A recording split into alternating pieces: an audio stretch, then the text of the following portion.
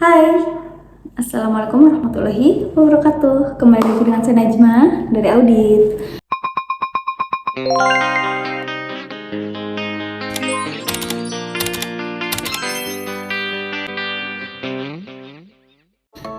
Pada video kali ini saya akan melanjutkan pembahasan kita terkait pembelajaran menggunakan metode SQ4R. Pada video sebelumnya saya sudah menjelaskan terkait pengertian serta unsur-unsur metode SQ4R. Pada video kali ini saya akan membahas terkait langkah-langkah metode SQ4R serta kelebihan dan kekurangannya. Langkah-langkah metode SQ4R menurut Soimin tahun 2017. SQ4R itu langkah-langkahnya kurang lebih sama ya, SQ4R. Jadi yang pertama pastinya survei, memeriksa atau menyelidiki. Dalam tahapan ini peserta didik dimulai untuk meneliti, meninjau, menjajaki dengan sepintas kilas untuk menemukan judul bab, subbab, dan keterangan gambar agar pembaca mengenal atau familiar terhadap materi bacaan yang akan dibaca secara detail dan sesuai dengan kebutuhan. Dengan melakukan peninjauan dapat dikumpulkan informasi yang diperlukan untuk memfokuskan perhatian para pembaca. Dalam melakukan survei dianjurkan menyiapkan pensil, kertas, alat dan ATK lainnya untuk menandai bagian-bagian tertentu.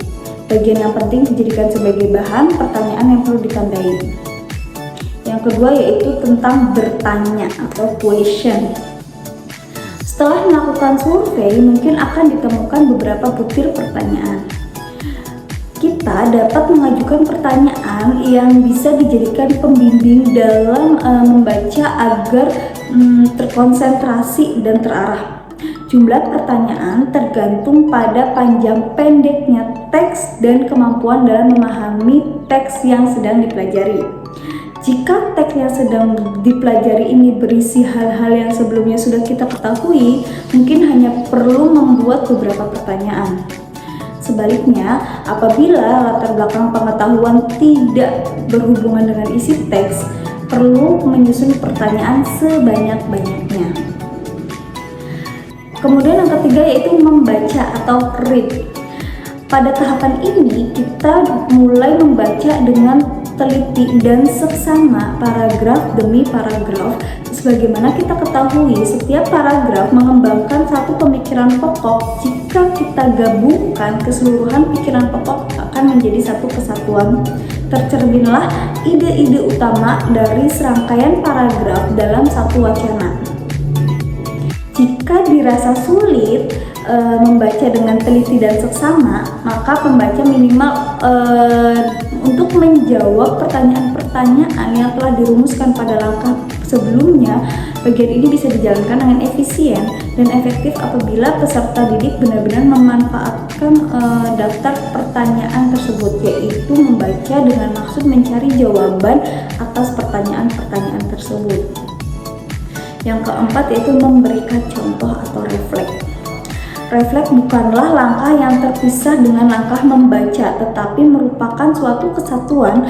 Selama membaca, kita tidak hanya cukup mengingat atau menghafal, tetapi cobalah memahami informasi yang disampaikan dengan beberapa cara, seperti menghubungkan informasi itu dengan hal-hal yang kita ketahui, mengaitkan sub-sub topik di dalam teks dengan konsep-konsep atau prinsip-prinsip utama.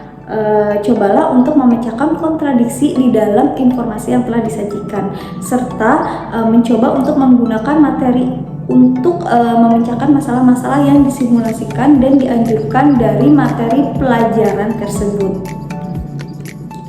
Yang kelima yaitu mengkomunikasikan setiap jawaban yang telah ditemukan atau recite. Sekarang berhenti dahulu dan renungkanlah kembali apa yang telah ditelaah tadi. Lihat kembali catatan yang telah dibuat dan mengingat kembali ide-ide utama yang telah dicatat. Cara lain melakukan recite adalah dengan melihat pertanyaan-pertanyaan yang telah kita buat sebelum membaca sub-sub tersebut, bertujuan untuk mengutarakan kembali berbagai informasi baik berupa jawaban atas pertanyaan ataupun informasi lain yang kita anggap penting, merangkumnya dan menyimpulkannya atas apa yang sudah dibaca sesuai dengan versi pembaca. Yang terakhir yaitu mengulangi atau review. Pada langkah terakhir, peserta didik diminta untuk mencatat ringkasan atau intisari yang telah dibuatnya. Jangan mengulang membacanya, hanya lihatlah judul-judul, gambar-gambar, diagram-diagram, tinjau kembali suatu gambaran yang lengkap mengenai wacana tersebut. Langkah atau tahapan ini akan banyak menolong kita dalam mengingat bahan tersebut sehingga kita akan dapat mudah mengingat dalam kelas serta mengeluarkannya pada ujian. Secara singkat, dalam tahapan review dilakukan pengujian atau peninjauan jika ada kekurangan kita lengkapi, jika ada kekeliruan kita perbaiki.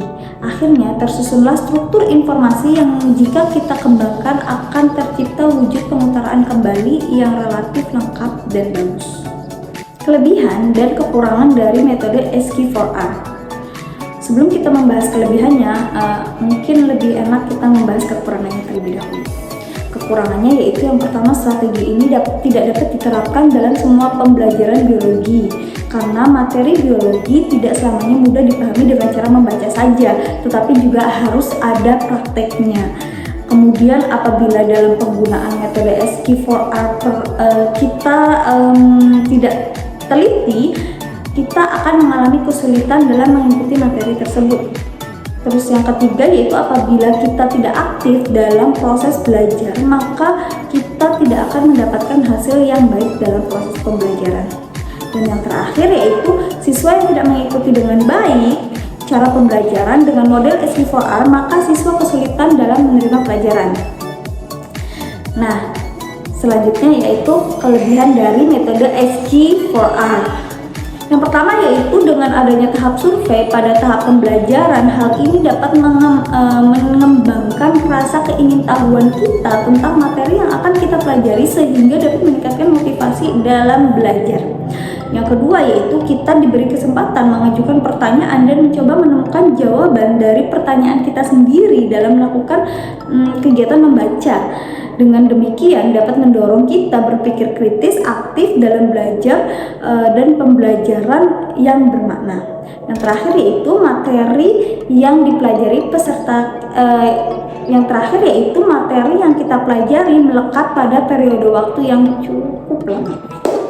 Oke teman-teman, sekian dulu materi terkait ini. Semoga kita makin senang belajar, senang membaca dan mengimplementasikannya, membaca hal-hal yang baik tentunya. Terima kasih, sampai jumpa pada video berikutnya. Assalamualaikum warahmatullahi wabarakatuh.